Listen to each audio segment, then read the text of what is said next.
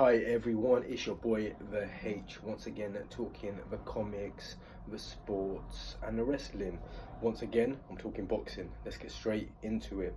So let's talk about last weekend's boxing and then let's talk about the big fight that's been confirmed. Well, actually talk about that first. So the big fight that's been confirmed, we already knew it was going to happen. Regis Prograis versus Josh Taylor World Boxing Super Series finale. That's going to be happening in London. I'll go into depth and do a full analysis of that fight when it comes up, because obviously they're both great fighters. Similar in some ways, not so much in terms of, I don't know, I don't want to say not so much of a technical aspect. Josh Taylor is technical as well, but obviously he's got a bit of an edge to him as well.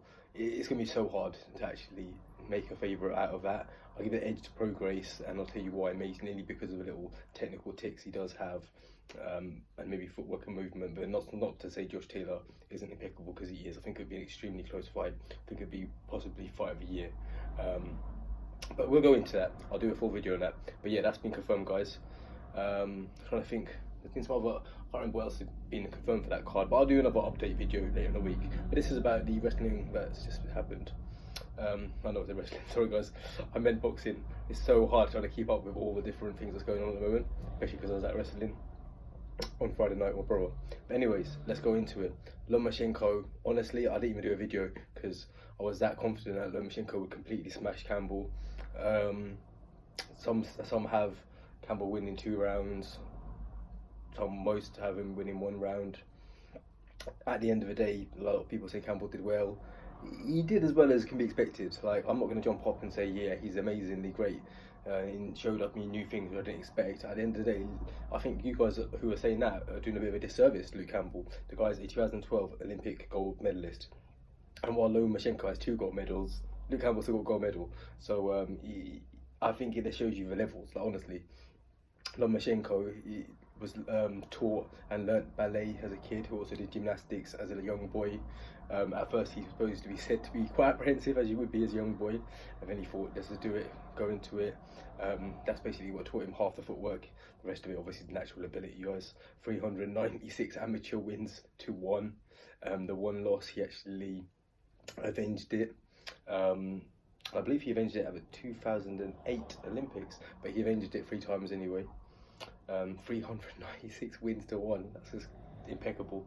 It's probably the best amateur record ever. If it's not, I'm sure the next person is padded and he hasn't got to have a professional career like Lomachenko. And then look at his professional career. Literally that 1 loss was against the Lido. Referee was very dodgy, and Lomachenko doesn't complain about it. He got numerous low blows.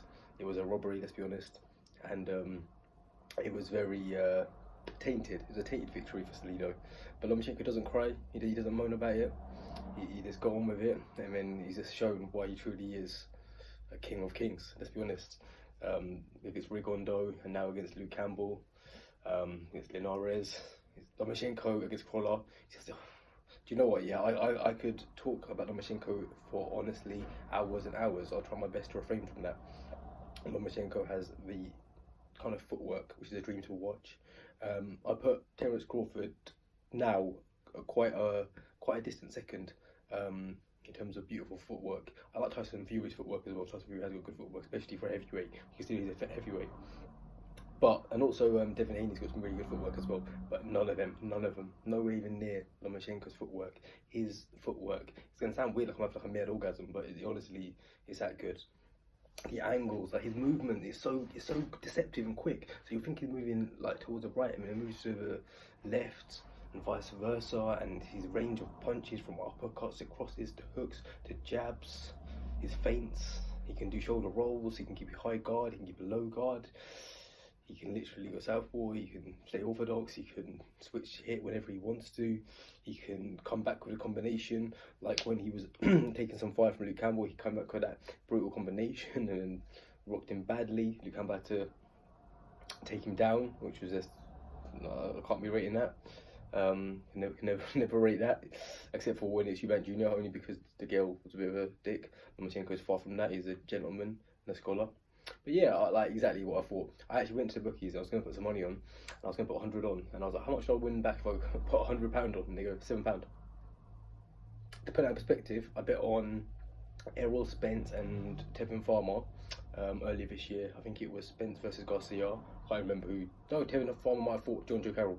Anyway, and I put on 100 and I won 100 back on those two, which they were pretty one-sided matches, if you're being honest. I think everyone knew Spence would beat up Garcia, and most of us thought Tevin Farmer would beat John Joe as well. So that kind of shows you the levels, doesn't it? Once again, in the end, I didn't bet on it. Let's quickly go on a few of the matches on the card. So Charlie Edwards, controversially, kept his WBC belt with the no contest. I didn't like his comments afterwards saying, "Oh, cheaters never prosper." If you watch the actual fight, he was getting battered pillar to post, and then he took his third round. He took a knee to stop himself getting battered, and as he took the knee, I believe it was Martinez. I forget his opponent's name. Sorry. Gave him the punch, but it looked like he would deliver the punch as he was taking the knee, or maybe a second after, like half a second. It was very close, and then the way Charlie Edwards and his team were trying to make it seem was as if the opponent, let's say Martinez, I don't know if I'm wrong, I apologize there, but it made it seem like he cheated on purpose and he's on his knee. It's like, mate, you took the knee, yeah, fair play, you had to, you're trying to save yourself, but I don't think you can say it was cheating or whatever. Let's see what happens. There's a rematch. There's going to be an immediate rematch, has been ordered by Mauricio Suleiman. Let's see what happens. If it does, I think, like many others, Edwards will vacate and probably go up in weight. But yeah, he didn't look like he belonged at that level, and it was pure pasting. Atif Shafiq, devastated by Tennyson. I think it was round 3 as well.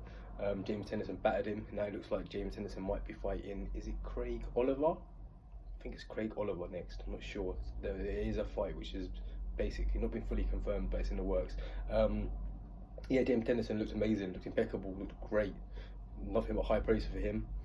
Has Shafiq lost 1 or 2 now? He's lost a couple now anyway. I know he's under the management of Dave Caldwell. Caldwell's trainees and the people under his management haven't done too great lately. Let's see if that changes. Obviously, with the exception of Shador's last fight. Let's see if that changes and the Caldwell camp can get back on the winning ways. But actually, easy win against Ford, as we expected. Literally nothing to say there. So that was all the boxing, guys, for the weekend. That's my thoughts. A little bit of thoughts about Regis Prograis and Josh Taylor as well.